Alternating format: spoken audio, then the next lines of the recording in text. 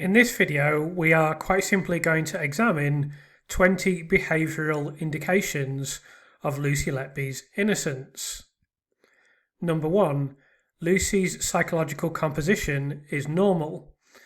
There is nothing to indicate any unusual psychological composition in Lucy Letby. There is no evidence of any of these psychological disorders that would be associated with a serial killer. In my forthcoming book on Lucy Letby, I have described her as almost implausibly squeaky clean. This is despite the fact that the police excavated her life, examined anything and everything about her that they could possibly get their hands on. And if there had been any dirt whatsoever, they definitely would have passed this on to the prosecution in order to use against Lucy. The best that they could come up with at the end of this 5-year process was that Lucy Letby was beige.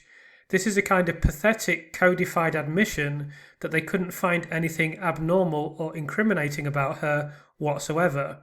All of the indication is that Lucy Letby was a dedicated neonatal nurse, a kind person, socialised, completely normal, and despite an inordinate amount of examination of this case and Lucy Letby as a human being, no one has been able to bring up even one item of evidence that would contradict this.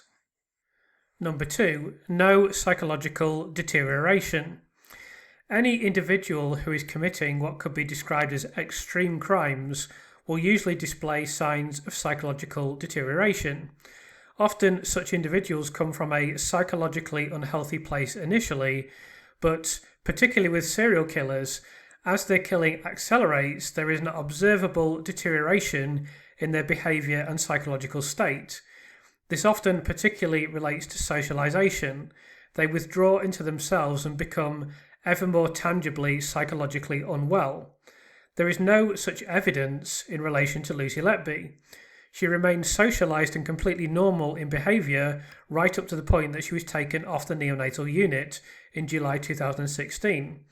As an example, in the image on the screen now, we see Lucy engaging in mundane conversations about having placed a bet on the Grand National, which was successful, and suggesting that colleagues come round to her house that evening for a housewarming party. Not only is this completely inconsistent with the behaviour and modus operandi of a serial killer, there are further things to consider. Firstly, Lucy is supposed to have been on an 8-month killing spree by this point, but is still behaving completely normally. Secondly, according to the prosecution case, Lucy would attempt to murder child L on this day between placing a bet on the Grand National and interacting calmly with her parents and then inviting friends around to her house. Completely ridiculous. Thirdly, most serial killers' houses are noticeably the houses of serial killers. They have references to murders, they have all kinds of macabre material. This is one of the reasons that serial killers withdraw from socialisation. Lucy's house did not reflect this in any way, hence the fact she was comfortable in inviting work colleagues home. And what sort of person who had just attempted to kill an infant would then invite not just anyone home, but colleagues from the hospital where she supposedly attempted to kill the infant? This just doesn't make sense because essentially the allegations against Lucy Letby are complete bullshit. Number 3. Allegations run contrary to everything we know about Lucy Letby. This particular point is difficult to address succinctly because there are so many indicators that Lucy Letby would never harm a baby. The first one is that she was an incredibly dedicated student nurse. No one indeed disputes this. She prioritised her studies to such an extent that she stood out as being somewhat nerdy in her behaviour. Then she was considered an exemplary neonatal nurse on the unit by all of her colleagues, by everyone that worked with her and everyone that observed her.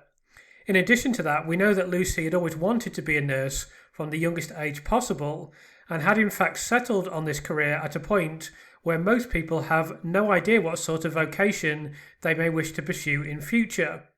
And then, as I've highlighted in the image on the screen now, Lucy also didn't behave on the unit in any way that would be remotely consistent with a serial killer. One of the most obvious examples of this comes in this account from Kate Walker, a mother of one of Lucy's patients, in which Lucy fights to have her infant transferred to a tertiary unit so that the baby can receive better care. Of course, this is not something that a serial killer would do, or someone who is fixated with murdering or causing deliberate harm to babies. It's completely inconsistent with the allegations against Lucy Letby, as is indeed everything that we know about her. Number 4. No reference to any murders. As mentioned previously, Cheshire Police excavated the life of Lucy Letby, examining every single text message that she sent, rifling through Facebook messages and emails, excavating her house and garden, examining every written and recorded aspect of Lucy Letby's life.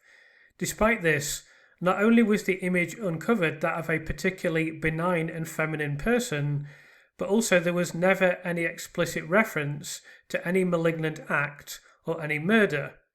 The green post-it note pictured on the screen now is often cited as having referenced guilt, but leaving aside the fact that the note has many more statements indicating innocence, it also doesn't make any reference to any specific acts. Lucy never referenced any specific or explicit acts in any of her writing, in any of her messages, in any documents that were ever found, despite the enormous wealth of material that was analysed and recovered. The reason she never referenced any murders is because no murders ever took place. Number 5. The exculpatory blue post-it note. Among the notes recovered from the property of Lucy Letby was a blue post-it note that has received considerably less attention than other notes. In this note, Lucy is aware that police are investigating and that they have even named her, and yet the tone of this note is surprisingly calm. Lucy writes that there is obviously no evidence against her and even references other people on the unit and there apparently being no evidence against them. This is clear evidence of innocence. Lucy Letby didn't know anyone else would ever see this note. This was a note written entirely for her own benefit.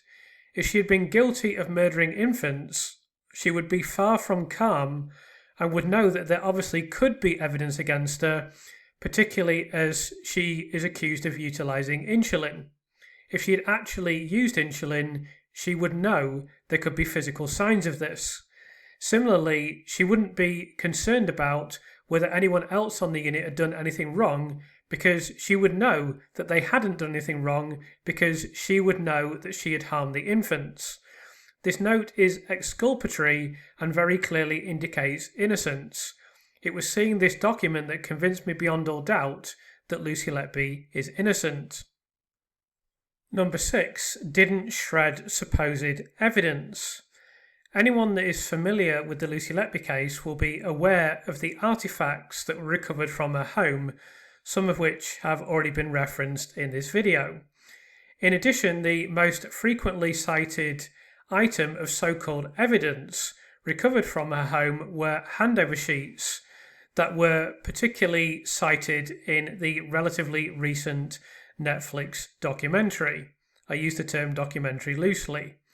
Many will also be aware that both the police and the prosecution made a big deal out of a shredder that Lucy had in her house in Chester.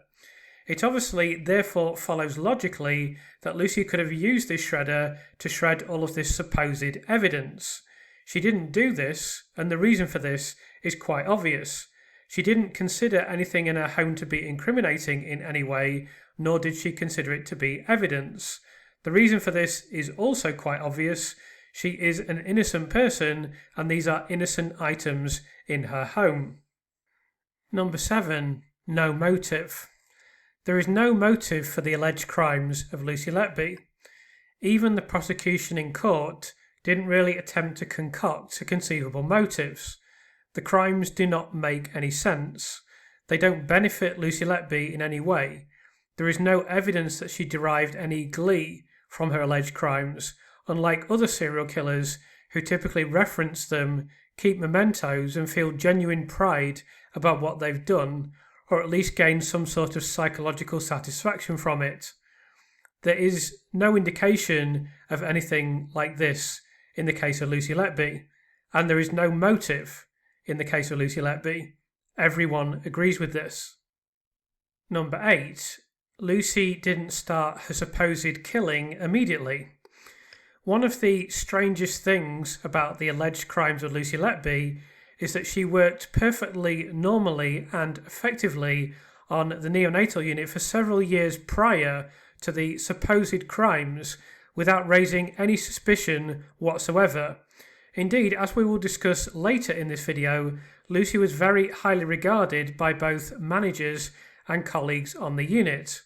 This also applies to other teams that she worked with, including the placements that she served at Liverpool Women's Hospital and her interactions and relationship with the transport team that arranged the movement of infants around the Northwest Neonatal Network.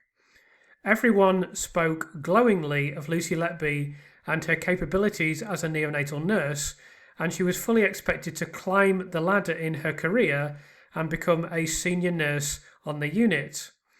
Then, after several years of study and working on the unit as a neonatal nurse, Lucy Letby, according to the prosecution narrative, suddenly decides to supposedly start harming infants. There can be no explanation or justification for this whatsoever. It simply doesn't make any sense. Number 9. Lucy raised alarms.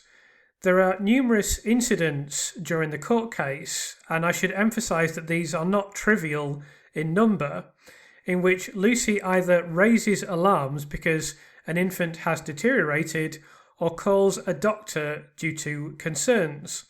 This is not contested by anyone. This is fully conceded by the prosecution, police, and everyone associated with the trial and conviction of Lucy Letby. This is not in any way contentious or contested. Lucy Letby was often the first responder to alarms or the first identifier of issues on the unit. This is because she was the most heavily rostered nurse and clearly extremely conscientious in her work. What Lucy Letby is punished for frequently in the prosecution case and ultimately in the indictment and her conviction is diligently responding to issues on the neonatal unit. As with so many aspects of the trial of Lucy Letby, punishing her for this is completely illogical. Number 10. Lucy was the most conscientious person on the unit.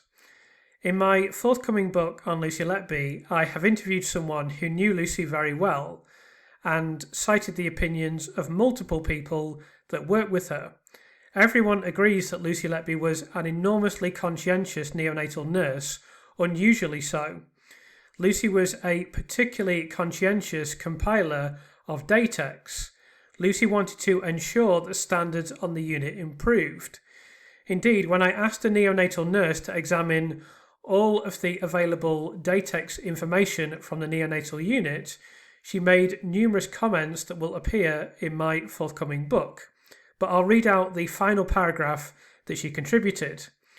Reading through the documents was illuminating. There is no way that Lucy Letby should have been charged with any crime. She was a dedicated nurse working multiple shifts and long hours. I believe that she cared very deeply for this unit, the babies and the families, which makes what occurred even more tragic. Number 11. Lucy would datix her own errors. Neonatal unit manager Ariane Powell told Dr. Chris Green, who was conducting the grievance procedure raised by Lucy Letby, that Lucy would datix herself and even close colleagues. This is obviously, as mentioned previously, indicative of someone who wanted to raise standards on the unit and who was also willing to hold herself to account. One might not unreasonably contrast that with the attitude of consultants on the unit, perhaps most notably Dr. Stephen Breary and Dr. Ravi Jairam. Ariane Powell described Lucy Letby as the creme de la creme of neonatal nurses, and this was probably due to such conscientious practice as described here. Number 12. Lucy raised a grievance against the consultants. As has become infamous, Lucy Letby raised a grievance against the consultants on the unit. Regardless of whether this was successful or not, and as we have established, every single point of Lucy's grievance was upheld, this would be an extraordinary thing to do for any guilty person, inviting an examination of the neonatal unit and the actions of those working on the unit. If Lucy Letby had been guilty, she would want as little examination of the day-to-day procedures on the unit as possible. Simply, the raising of the grievance points to innocence, particularly as, for example, Dr. Breary and Dr. Jairam were interviewed extensively during the grievance procedure and couldn't point to a single iota of evidence indicating that Lucy had harmed babies. Number 13. No suspicion among colleagues. Lucy Letby worked with many nursing colleagues, none of whom had ever either witnessed or suspected that she was doing anything deliberately malignant. We know this for a fact because numerous colleagues submitted statements to the Thirlwell inquiry. More on that in a second. Firstly, it is notable that Karen Rees, a nursing manager at the Counter Chester, was interviewed by the Sunday Times in February 2025. She noted that Lucy's ward manager had stated that Lucy is fantastic and does everything right by the book. In the same interview, Karen Rees expressed her belief in Lucy Letby's innocence. Numerous other nurses provided comments to the Thirlwell inquiry, all of which indicating that they either believed that Lucy Letby was innocent or had no suspicion of her at the time that they worked on the unit. These statements are as follows. Joanne Williams, I did not personally have any concerns. Lucy attended a number of collapses and deaths. She also worked full-time and worked a number of extra shifts to cover staff shortness or sickness. Caroline Oakley, I thought that Lucy was hard-working and efficient, and I did not have any concerns or suspicion about her or her conduct. Jean Pears, we were always told it was Lucy Letby on shift, and I thought to myself, she has bad luck in a superstitious way, but had no concerns. Mina Maria Lapalainen, I was a friend of Lucy Letby. I attended some social activities with her. I had no concerns or suspicions about her nursing conduct on the neonatal unit, nor was I aware of any other nursing or medical staff members' concerns.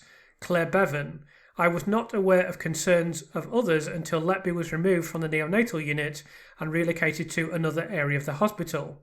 Nicola Dennison, I had no concerns or suspicions about Lucy Letby's conduct while she worked on the neonatal unit.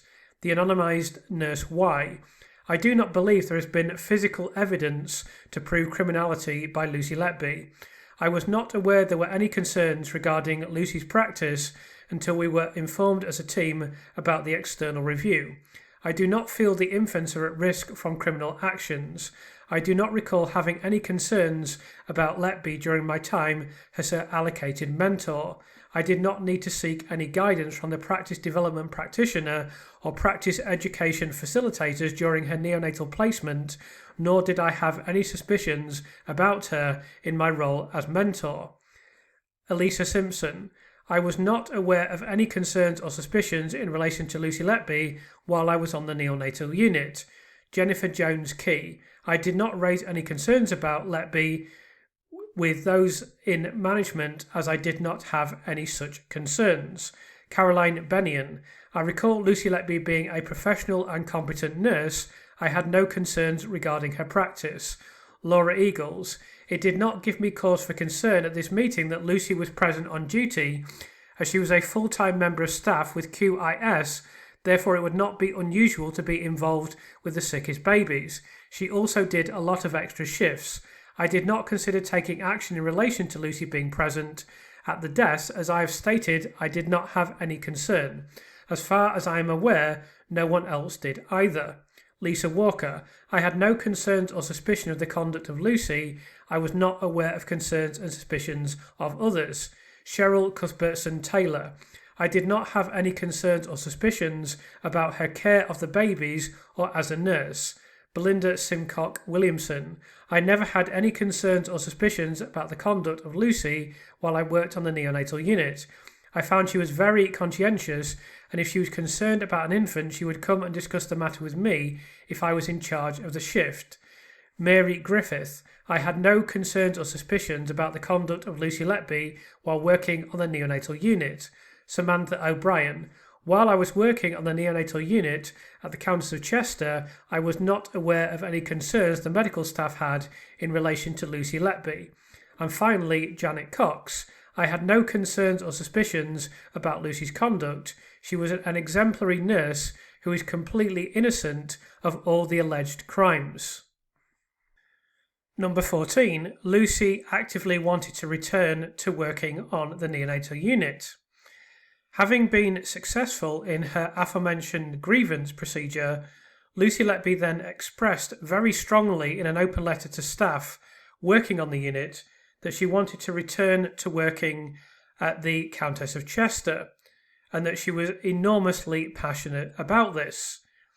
Included in a letter authored by Lucy Letby in the early days of 2017 were the following words. A lot of people would leave, move on, have a fresh start, and I know that is the feeling which has been conveyed to me by some of you. The longer she is away from the unit, the more likely she will be to leave. However, I am very passionate about and dedicated to Chester. It is where I undertook my nurse training, and the unit helped me to grow from a student to a newly qualified nurse and beyond. Although this has been very traumatic, my strong desire to remain in Chester and within the Countess of Chester remains, and I am hopeful that we can find a professional way forward to enable my return to where I feel I belong. Had Lucy Letby been guilty of harming babies and then won every single point in her grievance procedure, it would have been utterly illogical and frankly stupid for her to go back to working on the neonatal unit. She could have sought constructive dismissal, won very easily, and frankly saved her own skin. The fact that she wanted to go back to working on the neonatal unit is once again very obviously indicative of innocence. Number 15. Lucy Letby became emotionally distressed in court. During court discussion regarding child E, Lucy Letby became visibly distressed, began crying, and court proceedings had to be interrupted. The Guardian reporting of this records the following. Lucy Letby sobbed in court. She recalled the traumatic death of a baby boy she allegedly murdered before poisoning his twin brother with insulin. The nurse wiped away tears with a tissue as she told the jury she had never seen a baby bleed in that way before when the 5-day-old boy died in front of his parents. I found child E's death very traumatic, Lucy said, becoming emotional. Letby, now 33, was the designated nurse for child E and had responsibility for comforting his parents when he died, the court was told. She told jurors this meant fulfilling their wishes to bathe and dress him, record a memento of his hand and footprints, and take photographs after his death. His parents didn't have clothes at that point, so we found him a gown from the unit to be dressed in, she said, wiping her eyes with tissues. Letby said she created a memory box for the boy's parents containing 2 teddy bears, one for child E and another for his twin brother, child F. There are multiple other reports of Lucy crying when distressed. These come from her nursing colleagues, from Catherine de Bager, her occupational health therapist, and it is also known that Lucy cried during the police interviews. We know that she cried when she was arrested. None of this is indicative of a cold and emotionless serial killer. Number 16. Lucy was cooperative in police interviews. This is a point that was conceded by the Cheshire Constabulary themselves. Lucy Letby was fully cooperative during her extensive police interviews that lasted for approximately 23 hours. Lucy was indeed unusually cooperative for someone facing such serious allegations, answering thousands of questions from the police without ever attempting anything even remotely evasive. We have transcripts from hours of Lucy's police interviews, and she answers every question as honestly as she possibly can. It is therefore despicable that Cheshire Police attempted to insinuate in a relatively recent Netflix documentary that Lucy was evasive, answering no comment to key questions. Cheshire Police know full well that Lucy had already answered those questions multiple times, and the way that this was presented in the Netflix documentary can only be described as deliberately misleading. While any defendant is perfectly entitled to answer no comment as often as they choose, transcripts of police interviews that are available indicate that Lucy didn't say no comment on a single occasion. This is in many, many hours of interviews that are available to us. Lucy was unusually cooperative with the police, believing that if she told the truth and was as helpful as possible, she would be exonerated, all indicative of an innocent person. Number 17. Lucy wanted to give evidence in court. For a guilty person in such a complex case with vast amounts of medical evidence, and a lot of circumstantial evidence as well, it would be an enormous risk to put Lucy in the witness box. Cross-examination of Lucy could expose contradictions. If there was any form of false account or anything that was proven to be inaccurate, that could significantly strengthen the prosecution case. Therefore, silence is typically the safer tactical option. But Lucy wanted to give evidence, and I'll reflect on why that is shortly. What I will say firstly is that these tactical errors did not occur. Lucy did not contradict herself. Lucy gave excellent answers in court and gave an exceptional account of herself, as both a prosecuting barrister and a solicitor have said on this channel. And I think the simple reason that Lucy wanted to give evidence is that she considered herself to be what she is, a knowledgeable and innocent neonatal nurse.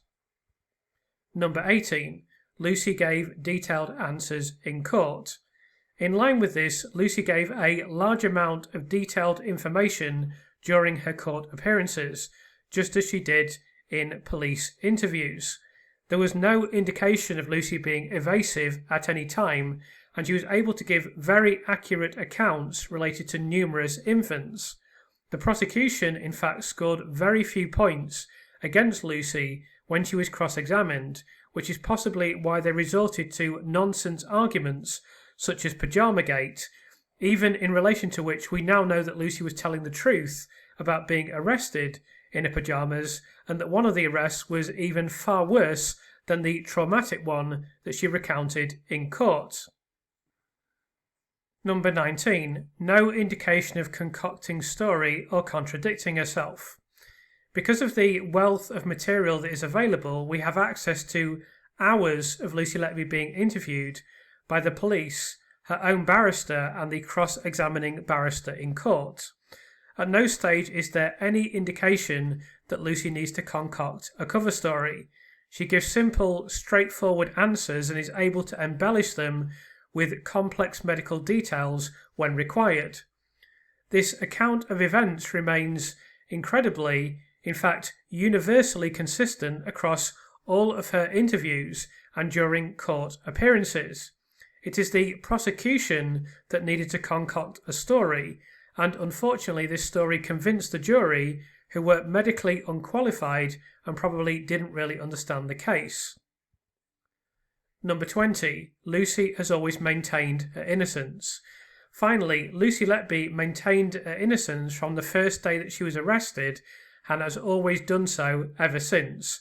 All of her behaviour, conduct, words and psychology is consistent with an innocent person. Lucy perhaps most memorably proclaimed her innocence following the retrial of Child K, when she quietly and with great dignity turned to the jury and spoke two simple words: "I'm innocent." The case against Lucy Letby is inconsistent with both her character and conduct. Lucy Letby is a conscientious and dedicated neonatal nurse whose behaviour did not resemble that of someone committing serious crimes. All evidence indicates that Lucy Letby is psychologically and socially well adjusted. There was nothing in her background or day-to-day behaviour to suggest abnormality, disorder, or deterioration. Lucy remained socially engaged, professional, and outwardly ordinary, even during the period when she was supposedly committing the most heinous crimes. Her conversations with colleagues, her sociability, and the ordinary nature of her life, interests, and conduct are all completely incompatible with the behaviour one might expect from a serial killer. The allegations grate against everything known about Lucy Letby's working life and everything we know about her nursing history and ambitions. This continued when Lucy Letby worked on the neonatal unit. She raised alarms, reported concerns, compiled datix information diligently, and was fully committed to raising standards on the unit, even publicly highlighting errors in her own practice. The calibre of Lucy Letby as a neonatal nurse is reflected in her workplace relationships and in the opinion of colleagues regarding her nursing practice. Even when placed under suspicion, Lucy Letby was cooperative in police interviews and repeatedly maintained her innocence without contradiction. She gave detailed and consistent answers, did not behave evasively, and even wanted to return to the neonatal unit because she believed that she belonged there. Lucy Letby never referenced any crimes. Lucy Letby was never seen to do anything wrong. No one who worked with Lucy Letby suspected a thing, and there has never been an even remotely feasible motive suggested. Lucy Letby's character, conduct, and words are all consistent with innocence. That is because Lucy Letby is innocent.